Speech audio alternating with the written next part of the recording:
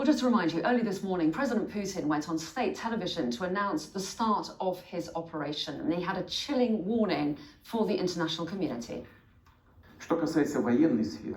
As for the military, even after the Soviet Union collapse and loss of a large part of its capabilities, modern Russia is one of the most powerful nuclear powers in the world. Moreover, it has some advantages of possessing the most advanced weapons. No one should have any doubt that a direct attack on our country will lead to defeat and terrible consequences for any potential aggressor. The situation, development and analysis of incoming information show that conflict between those forces is imminent. It is only a matter of time. They are preparing, they are waiting for a convenient moment, and now they have also pretensions to possess nuclear weapons. We will not allow it.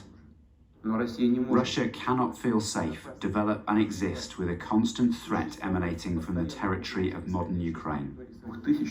In 2000-2005, we repelled terrorists in the Caucasus. We have defended our state's integrity, saved Russia. In 2014, supported the Crimeans and Sevastopol residents. In 2015, used armed forces to prevent terrorists from Syria from entering Russia. We did not have another way to defend ourselves.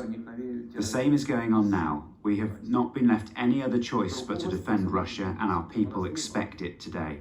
We do not have plans to occupy Ukraine's territory. We are not going to impose anything by force. Our policy is based on freedom for everybody to determine their future and their future of their children, and we consider it important that all people living in today's Ukraine can exercise this right, the right to choose, all of those who will want it.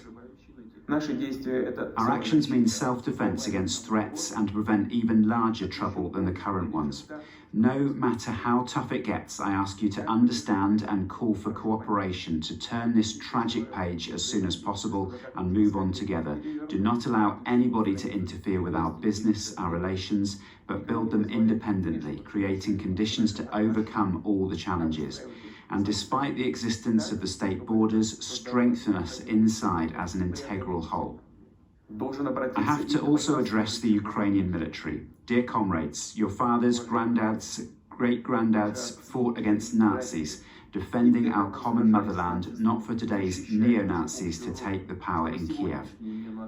You took the oath of allegiance to the Ukrainian people, not to the anti-people junta robbing Ukraine and bullying the very people. Do not follow its criminal orders. I urge you to immediately lay down your weapons and go home. I will make it clear.